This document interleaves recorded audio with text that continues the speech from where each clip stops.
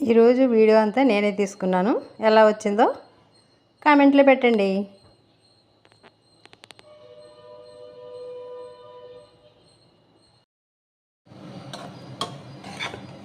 ఈ ఎగ్తో mill maker ఎగ్తో పుదీనా రైస్.